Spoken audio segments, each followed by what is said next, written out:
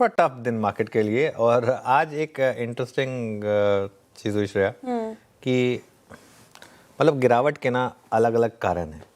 और अगर आप देखें आईसीआईसीआई बैंक और एचडीएफसी बैंक जिन्होंने आज सुबह लीड किया, सुबह गिफ्ट निफ्टी में हल्का सा भी इंडिकेशन नहीं था, लेकिन प्री ओपन ने आपको बता दिया था कि कुछ तो गड़बड़ है।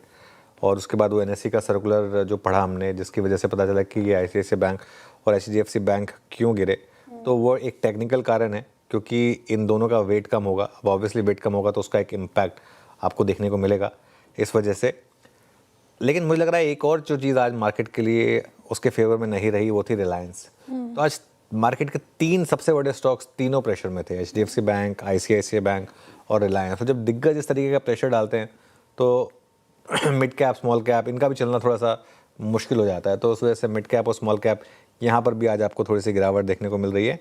लेकिन अभी मैं ये कहूँगा कि मार्केट में कुछ ऐसा नहीं है कि ट्रेंड डिसाइसिवली ब्रेक हुआ है। हाँ, ये ज़रूर है कि वो जो तेज़ी थी उस पर एक ब्रेक ज़रूर लगा है।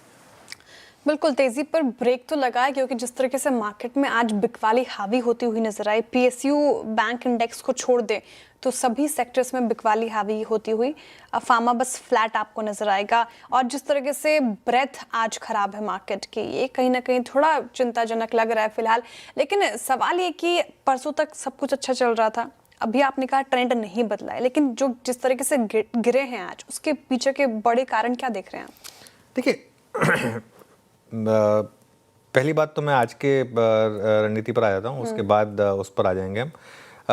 शायद देखिए क्या है कि हमने कल ही एक व्यू लिया था कि मार्केट में एक स्विंग पूरी हुई है और मुनाफा वसूली आपको यहाँ पर करनी चाहिए, ठीक है ना। और एक न्यूट्रल रहने का भी एक व्यू लिया था हमारा मार्केट पर। अब निफ्टी जो है वो करीब करीब 10 डे एक्सपोनेंशियल मूविंग एवरेज पर है और बैंक निफ्टी का भी आज का जो लो है वो करीब करीब 10 डे एक्सपोनेंशियल मूविंग एवरेज पर ही है। तो ठीक है, मार्केट एक उस जोन में आया है जहाँ पर मुझे लग रहा है कि थोड़ा सा यहाँ से रिकवरी भी आ सकती है। लेकिन एक चीज़ इस मार्केट में ये है कि ये रोरिंग वाली बुल मार्केट नहीं है। जैसे हम बात भी कर रहे थे उस दिन, ये वो वाली मार्केट नहीं है कि इसमें आप कभी भी ले लेंगे, कहीं भी ले लेंगे तो मार्केट आपको पैसा बना के देगा। इसमें थोड़ा सा आपको बीच बीच में गिरावट आएगी। अब जैसे 26,300 तक गए हम, 26,300 से हो सकता है हम 26,000 तक आगे। एक बार अगर दिन बाकी खराब रहा तो हो सकता है 25,900 950 तक भी आ जाए। लेकिन वहाँ से फिर मुझे लग रहा है एक रैली होगी और एक बार आप 26,300 क्रॉस करेंगे, फिर 26,500 के ऊपर निकलेंगे, फिर 27,000 तक शायद जाए, वहाँ से फिर एक 500-600 पॉइंट की डिक्लाइन आ जाए।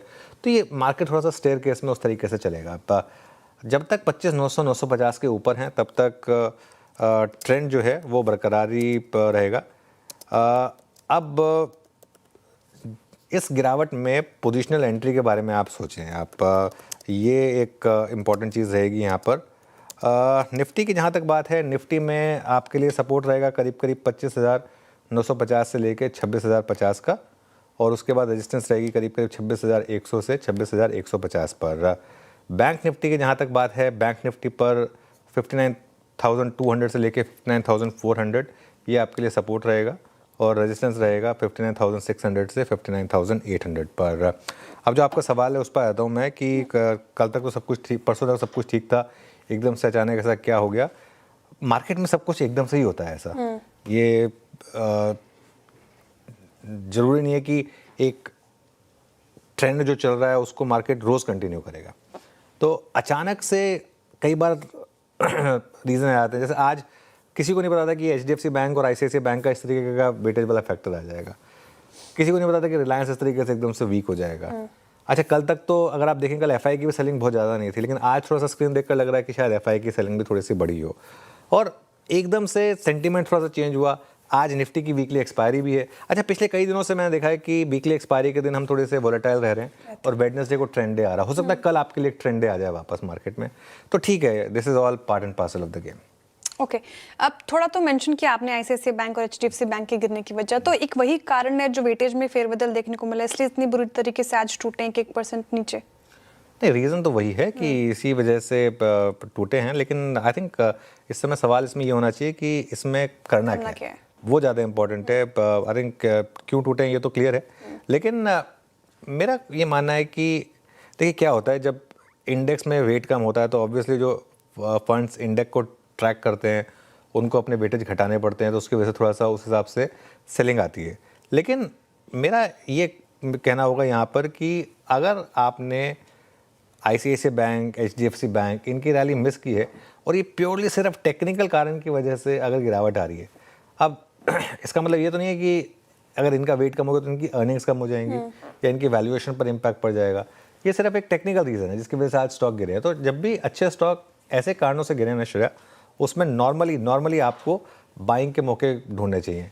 इसमें एक और चीज़ जोड़ दीजिए आप, थोड़ी सी FI की जो सेलिंग है वो भी जब आती है तो नॉर्मली इन्हीं स्टॉक्स में कॉन्सेंट्रेटेड होती है। ICICI बैंक और HDFC बैंक में थोड़ा सा मुझे लग रहा है जो रुपी में एक तरीके का मूव आया है, वन वे मूव आया है, उससे भी थोड़ा सेंटीमेंट बिगड़ा है थोड़ा सा from the FI point of view.